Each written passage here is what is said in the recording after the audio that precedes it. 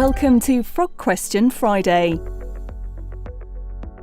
And first we have to start by defining paradox. So a paradox is a statement that seems to contradict itself, but really does not. And both parts of this definition are really important. The statement seems to contradict itself. It seems to be counterintuitive, but really it holds true when you examine it through logic. A great example of this visually is something we call the Penrose steps. An artist called M.C. Escher drew this picture of a staircase that seemed to be going up and up and up infinitely in one direction. Now obviously this seems to defy logic and it makes our brains hurt, but when you really look at the picture, it exists the way that it is. He drew it the way that he drew it, and this staircase actually was also depicted in the movie Inception. Shall we take a look at some paradoxical architecture? You're gonna have to master a few tricks if you're gonna build 3 complete dream levels. Excuse me. What kind of tricks? In a dream, you can cheat architecture into impossible shapes. That lets you create closed loops, like the Penrose steps, the infinite staircase. See?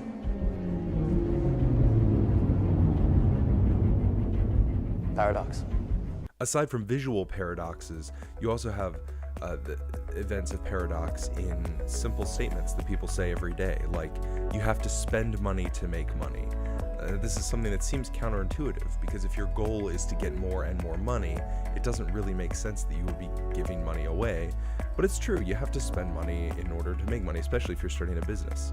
Another example in the world of sports would be the best offense is a good defense. Again, seems counterintuitive, seems backwards, but it's true.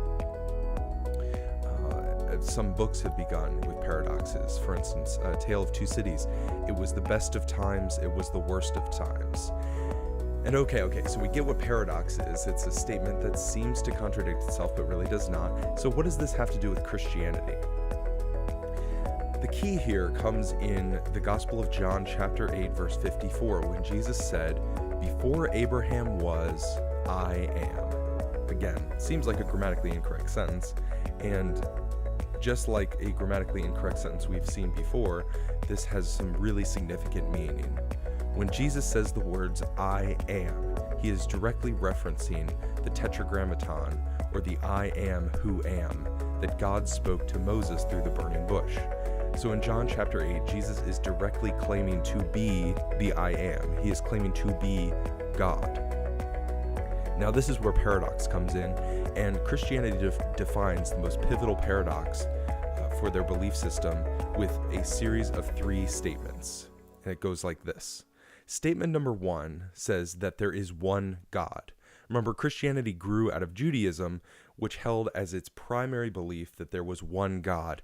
Every day, Jews would pray something they called the Shema, which was, "Hear, O Israel, the Lord is our God, the Lord is one." It was this profound belief, aside from all the other Babylonian or Egyptian beliefs, that God was one, there was one God.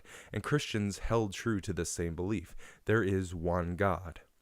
Statement number 2 then goes on to say that Jesus is God. Jesus is this one God. So far we have no paradox. There is one God, okay, check. Jesus is God, check. Seems to check out. Now here's where it gets confusing, because several times through Jesus' life, he references someone he calls the Father, especially at the end of his life when he's in the Garden of Gethsemane. Jesus goes out to be by himself and he prays to his Father. He says, "Father, forgive them. They know not what they do," etc. Several times throughout his life, he references this person called the Father. So statement number 3 says, Jesus is not this person he's talking to, the Father. So there is one God. Jesus is God. Jesus is not the Father. This presents a paradox at best, and possibly even a contradiction, if we're not able to reconcile these beliefs to all be true at the same time. Now, if Jesus isn't the God that we've always been praying to and that he told us to pray to, then doesn't this mean that either Jesus is not God, or if Jesus is God, that there must be more than one God? Now, Christians early on tried to explain this several different ways. One way they tried to explain this was through a mask theory, that basically God had many masks that God would wear. And depending on what the situation called for, God might appear in the form of Jesus, or might appear in another form, and sometimes appeared in the form of this, all-powerful being up in the sky. But depending on the mask that God was wearing at the time, God appeared differently to different people. Now, this obviously is a little bit problematic, because if God is wearing the mask of Jesus, and God is contained here on earth in this person of Jesus, then God ceases to exist throughout the rest of the cosmos, and God is then, I guess, no longer watching over us, no longer aware of what's happening in other parts of the world. It just seems troubling to think that this infinite being, God, could be confined to one body of Jesus Christ. So the mask theory really didn't hold water. Or wine in the case of the next example. So the next example was this theory of like bottles of wine, that there was this one big barrel of wine that is then emptied out into multiple bottles. And basically in the way that each bottle contains the same wine, so all of these bottles, although they look different, are all containing really the same stuff, the same wine.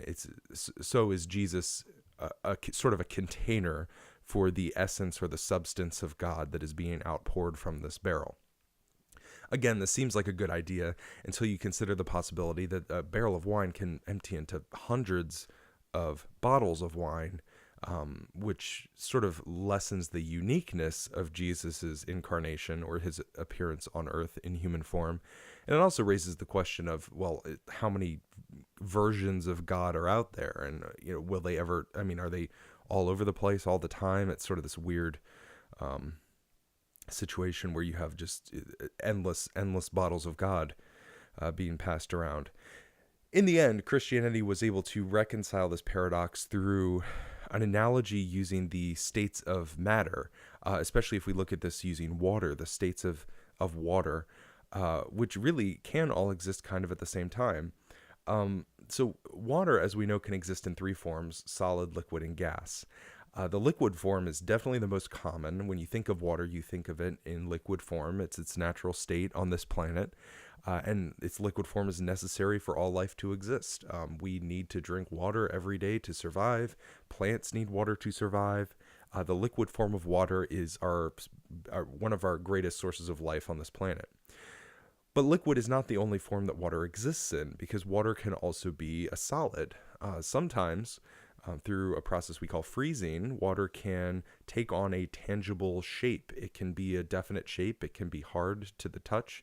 It is physically present in a definite shape. It holds its shape. But it can also change, of course, between liquid or its third form, which is gas. Water can also exist in a gas form. And although we don't think about water existing in an invisible gas form, there actually is water vapor existing in the air. It's invisible and it's all around us. There's water in the air that you're breathing right now. Water exists in all three forms in different places on the planet, and sometimes it exists in all three forms in the same room. If you're drinking a glass of ice water, you currently have in your hand basically all three states of matter. You have the liquid form that you're drinking, the solid form that is keeping your drink cool, and the gaseous form, which is surrounding the glass and with you and inside of you every time you take a breath.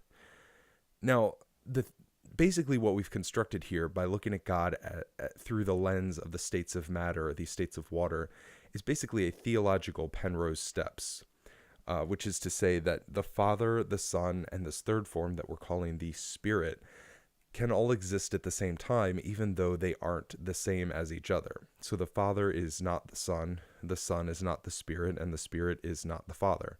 So we call all of these three versions of God together the Trinity. And we believe each of these pieces is consubstantial to the other two pieces. Now, the word consubstantial essentially means made of the same stuff. So just like in the example of water, you have solid, liquid, and gas forms. Each of those forms is made of the same stuff. It's all made of water. These three forms of God, Father, Son, and Spirit, are also all made of the same stuff. Not water in this case, but you get the picture. Now, the important thing to remember when we talk about these three different persons of God is that these three persons share what we call indivisibility of action, which means that when one person of the Trinity acts, all three act together. Now, each of these three persons is usually associated with a different type of action. Actually, in the same way we can imagine water is usually identified with these actions, but that doesn't mean that they are all disconnected from each other. So the Father is normally associated with creation, which is to say that the Father is associated with something like the liquid form of water. The power of the Father, or the first person of the Trinity, flows out like the liquid water. It helps new life grow. If you imagine a garden being watered, this creation flows out like the liquid version of water. The Son is normally associated with redemption, or becoming physically present to us to establish a personal relationship with us and fix what is broken, much like the physical form of water becomes physically present for us, accomplishes a physical, tangible goal, and then melts away. And lastly, the Spirit is associated with sanctification, as the invisible form of God that continues to guide us and help lead us in our daily lives, invisibly present to us the way that the gaseous form of water is invisibly present to us. And throughout the years, art has struggled to depict the Trinity. Different artists have taken on the job of depicting the Trinity, which is a really important job, and I don't mean to belittle artists or what they do, because art is very important. However, most art that has been used to depict the Trinity has been flawed at best. Pretty much all versions of art depicting the Trinity end up looking like this. I don't know if art like this is supposed to help us, but I know when I look at this, I'm not thinking about the Trinity. All I can think about is like, oh man, I wish I had abs like Jesus. Or if God is all powerful, why is he going bald? Or what even is that thing? The point is, I guess if you're an artist, we really need some better art out there of the Trinity, art that doesn't look like this. But paradox is important to Christianity because theology sometimes seems to contradict all logic. And like defined Penrose steps, the idea of a three-person God is logically sound, even if we sometimes feel like our head is going to explode.